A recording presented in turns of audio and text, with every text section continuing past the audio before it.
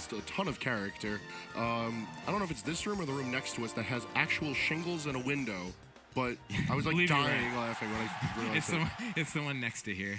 Well, frankly, it's our home away from home, and we're certainly glad that you invited us into your homes for Platinum Star Smash 11. Welcome to the singles bracket, Sinai versus Biddy, Peach versus Toon Link. Now, who has the initial advantage here? So, player 4 doesn't feel particularly confident in this matchup. It's a very strange matchup, and Toon Link has a lot of zoning tools that let him force player 4 to move around a lot. That being said, player 4 is a Peach man who prides himself a lot on his movement. So if he stays mobile, he's going to give Biddy a bit of a run for his money. But at the beginning, at first glance, I'm going to give Biddy the win. You know, Peach, not the easiest character in the world to move around with, but obviously has that float. Doesn't auto-cancel, and that's a shield break, and Biddy makes him pay dearly with the first stock of Winners Round 3. Player 4 is laughing it off. He was just talking with Biddy before they sat up to stream, because they were actively waiting to play on stream, and he knew something whack was going to happen. And Biddy brings it to the table immediately, stealing Mr. Saturn, breaking the shield, and is just continuing to build up his lead. Mr. Saturn giveth and Mr. Saturn taketh away, and it certainly helped in taking player 4's first stock. Now Biddy looking to seal the deal, only suffering 40% damage this whole time. I mean, throwing out those disjoints like there's no tomorrow, and of course, you always have to respect the projectile game of Toon Link because it can nickel and dime that damage, and of course, you get enough nickels and dimes, it creates $1, and that will buy him a win in Winners Round 2 action, where again, he goes up 1-0, and player 4 just could not get anything going. I'm really surprised to see how well Biddy played this matchup. I think it was really just the fact that he was able to play his own game the entire time. Player 4 had little to no impact on where any of that battle was going, what was happening in it. He was completely at Biddy's mercy, and Biddy knew exactly what to do. Given the Game 2 situation, stage choice going to player 4's favor, I feel like he might opt for a larger stage, possibly Battlefield, just so that they can have a bit more room to play around with. A little bit more time to survive given the larger blast zones. And also the presence of platforms at hand might give a little bit more defensive options to player 4. He might opt to play a little bit more grounded so that the bombs aren't a factor. And we are going to be going to Battlefield for the next game. I mean, hey, you called it. And are they waiting? Yeah, they're waiting. Okay. It seems like that is the case, but so as we look back on As we look back on game number 1, yeah, I wouldn't say that that player 4 was moving poorly in any sense, but it didn't really cause Biddy any trouble at all. And when you're talking about that being a strength of your game, and Biddy has no real reason to respect, it's like, okay, you can move around my projectiles just fine, but I can dictate your movement. So what are you going to do about that? Because frankly, you can line that trail with breadcrumbs, but if it leads into a bear trap, what good does it do? Absolutely. And Toon Link's one of those characters who's always been very mobile in his own merits. And Biddy has been playing this character for the longest. He knows exactly how he needs to move around the map, but also how he needs to limit his opponent's abilities to move around the map. The down throw. And player 4 already off to a better start and just getting in the face of Biddy, who is going to need to throw out that sword just to get him off. And frankly, he's doing a halfway decent job. We're already even in terms of damage, even though it looked like player 4 was really taking it to him.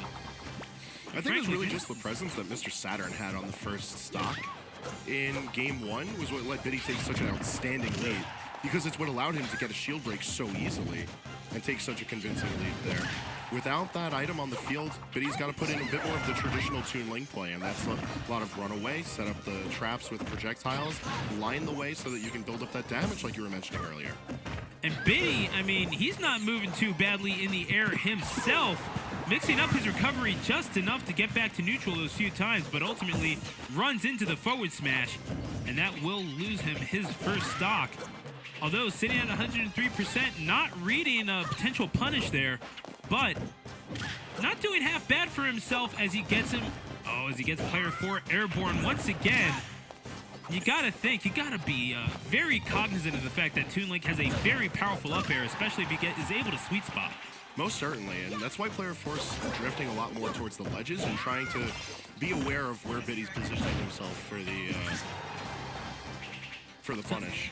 Because up air is able to go through the platforms and Biddy's able to pilot Toon Link so quickly, player 4 needs to make sure that he stays mobile, and he's doing that in a way that he's able to check Biddy everywhere he's maneuvering, and that's why player 4 still hasn't lost his first stock, and that's why he's taken such a commanding lead at the ledge here.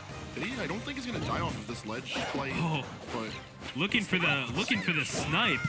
I mean, looking to fill the void that I guess Armada is leaving in melee singles with the. Guess it wouldn't be the Swedish sniper, but nonetheless, it's Biddy that gets gunned down in game number 2, and player 4. He ties this bad boy up at 1 apiece.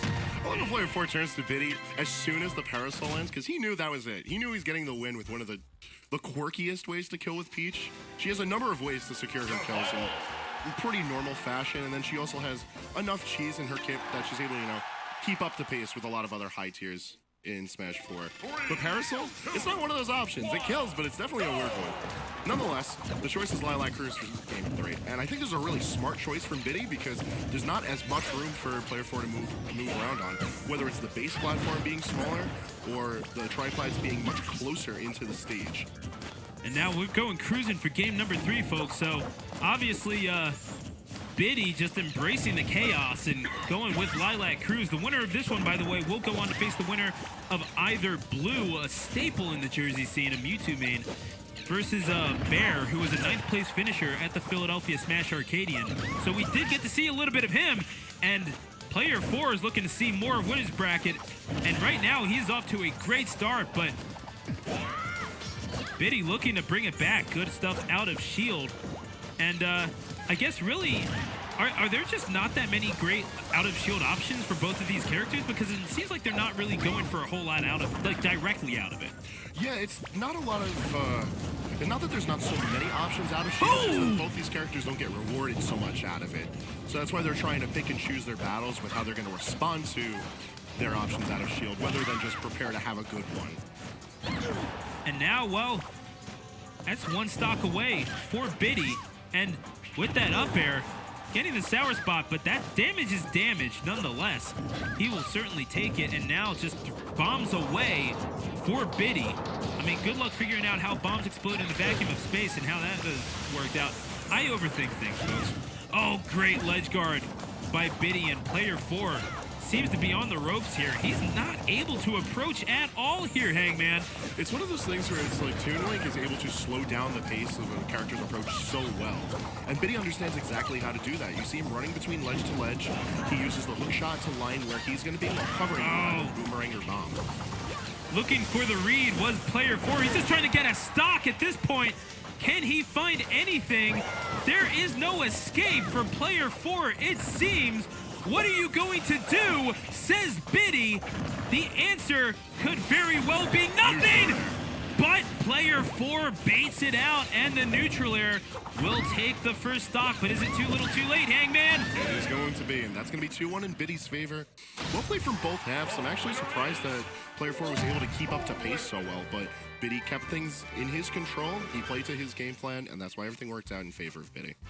I mean, great stuff from player 4, who seemed to be outmatched for a lot of that. And you get the feeling that he didn't really know that matchup as well as one might expect. But at the same time, the improvisation, realizing what Biddy was doing and able to adapt around that, albeit a little late in game number 3, still making it interesting at the end. And congratulations to player 4 on a great showing on stream. But it is Biddy and his Toon Link. They are no laughing matter, man. They could make a serious dent in the tournament, and they will face either Bear or Blue in the next round. So